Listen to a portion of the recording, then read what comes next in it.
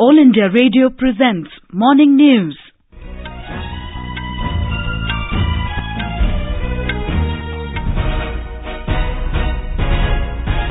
Good morning, I am Tanvi Taneja. The headlines. Prime Minister Narendra Modi to hold talks with Norwegian Premier Erna Solberg in New Delhi today. Government to table the redrafted Citizenship Amendment Bill in Lok Sabha. Country's GDP growth expected to grow at 7.2% this fiscal, falling spurt in agriculture and manufacturing sectors. Airports Authority of India bans single-use plastic items at its 129 airports across the country. Pakistan violates ceasefire at Khari in Poonch district of Jammu and Kashmir. And Maharashtra to host the second edition of Khelo India Youth Games.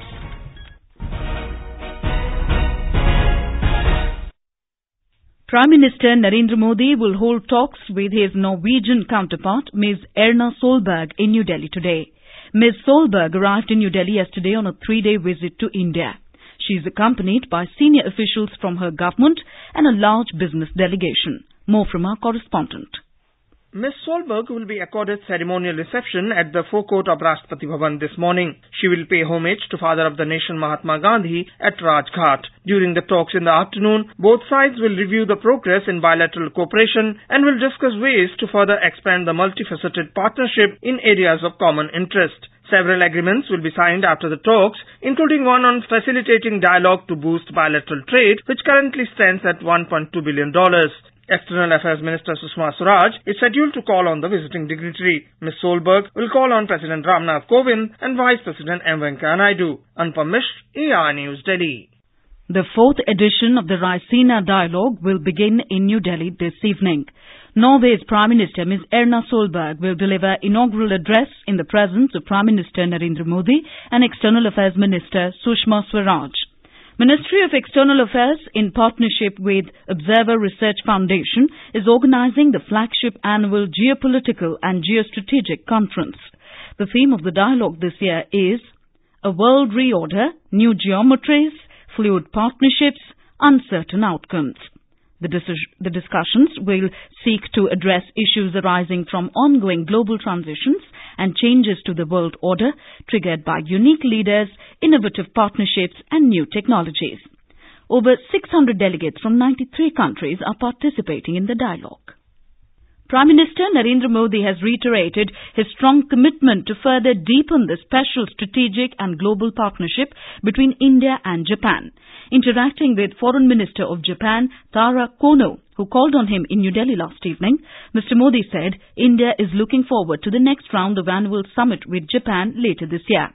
Mr. Kono briefed the Prime Minister about the follow-up action taken in recent months after the visit of Mr. Modi to Japan in October last year. Prime Minister Narendra Modi and US President Donald Trump had a telephonic conversation yesterday evening. Both leaders expressed satisfaction at the progress in India-US strategic partnership last year. They appreciated developments such as the launch of the new 2+2 dialogue mechanism and the first ever trilateral summit of India, the US and Japan. Mr. Modi and Mr. Trump took positive note of growing bilateral cooperation in defense, counter-terrorism, energy and coordination on regional and global issues. Both the leaders exchanged New Year greetings. Home Minister Rajnath Singh is scheduled to move the Citizenship Amendment Bill 2019 in the Lok Sabha today. The Union Cabinet had yesterday cleared the redrafted Citizenship Amendment Bill, which seeks to provide Indian citizenship to non-Muslims from Bangladesh, Afghanistan and Pakistan. A joint parliamentary committee examining the bill, which was first introduced in Parliament in 2016, presented its report in the Lok Sabha yesterday. The country's GDP is expected to grow at 7.2% this fiscal, falling spurt in agriculture and manufacturing sectors. Releasing the first advance estimates of national income for 2018-19, the Central Statistics Office, CSO, said the growth in gross domestic product, GDP, during the current fiscal is estimated at 7.2% as compared to the growth rate of 6.7% in the previous fiscal. Economic Affairs Secretary Subhash Chandra Garg described the 7.2% GDP growth projection as very healthy. In a series of tweets, Mr. Garg said India continued to remain the fastest growing economy in the world. He said at current prices, GDP grows by 12.3%, rising to around 188 lakh crore. This is All India Radio giving you the news. For quick news updates round the clock, follow us on our Twitter handle at AIR News Alerts. You can also log on to our website newsonair.nic.in. In yet another ceasefire violation along the LOC, Pakistani forces resorted to mortar shelling at Khari in Poonch district of Jammu and Kashmir today. Defence sources said Pakistani troops from across the LOC started unprovoked firing and shelling, targeting Indian posts and civilian areas in Gulpur sector around 5 this morning. Alert Indian troops guarding the borderline retaliated, and the intermittent exchange of fire continued when reports last came in. There is no report of any casualty or injury to the Indian side.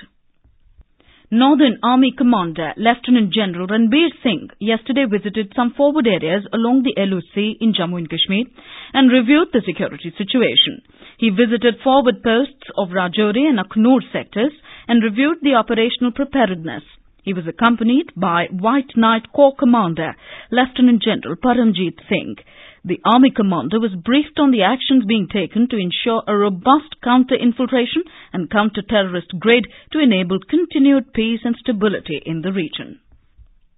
Private FM channels will be able to broadcast All India Radio news from today. Information and Broadcasting Minister Colonel Rajyavardhan Rathore will launch the sharing of news at a function in New Delhi this afternoon. Talking to AIR, Colonel Rathore said it is a positive and welcome step as radio is the biggest mass medium for citizens. लोकतंत्र को जिंदा रखना है तो जागरूकता होनी चाहिए और जो माध्यम सबसे ज्यादा सुना जाता है उसके ऊपर अगर खबरें ना हो तो एक अटपटा सा लगता है. रेडियो के ऊपर शुरू हो रही है खबरें. It's a very positive step. So regular FM channels, private FM channels will also run the all India radio news. The minister said radio has gained popularity again due to Mann Ki Baat program of Prime Minister Narendra Modi. Colonel Rathore said AIR FM covers 50% of population in the country and private FM channels are being given opportunities in different cities and towns. Colonel Rathore said, कई सारे ऐसे शहर हैं जहां पर हम private FM को अवसर दे रहे हैं अपने रेडियो स्टेशन सेटअप करने के लिए. तो एक तरह से कंपटीशन भी हो जाता है और लोगों के पास में और ऑप्शंस भी अवेलेबल हो जाते हैं. Airports Authority of India, AAI, has imposed a ban on single-use plastic items at its 129 airports across the country.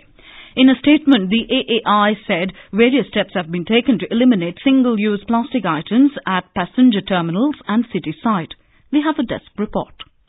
Airports Authority of India, AAI, said the steps include banning of single-use plastic items like straws, plastic cutlery, plastic plates, etc. It said, on the basis of assessment carried out by Quality Council of India, QCI, 16 of its airports have been declared as single-use plastic-free. The QCI will complete its assessment of total 34 airports which are managed by the AAI by 31st of this month.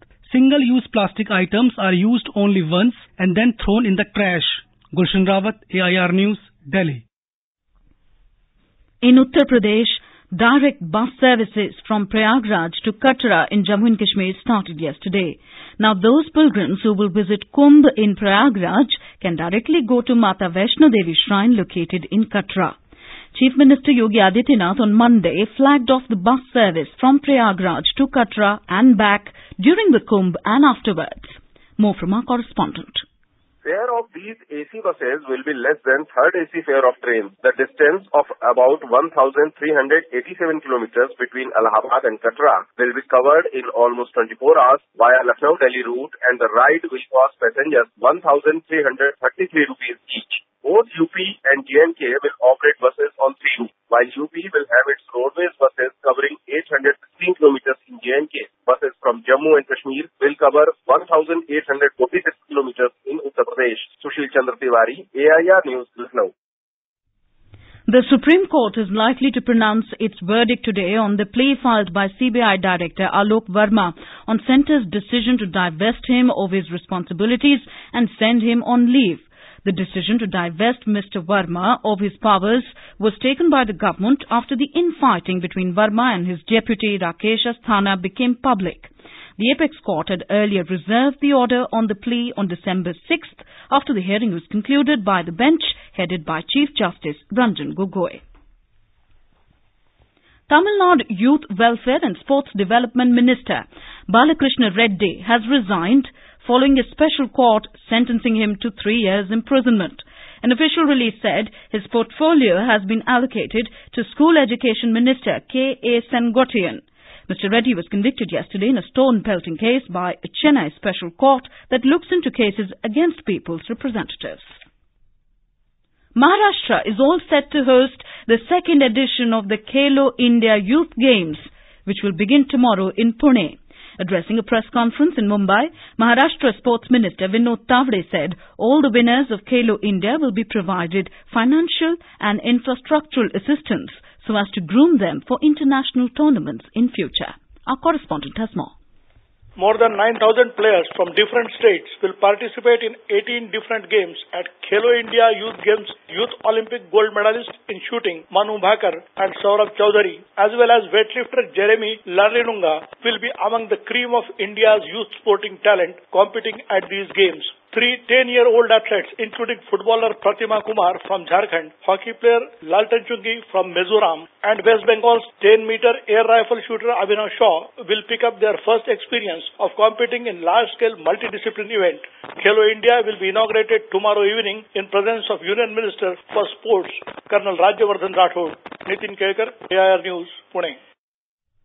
And now, for an overview of today's newspapers, it's over to Sarabjit Kaur. Thank you, Tanvi.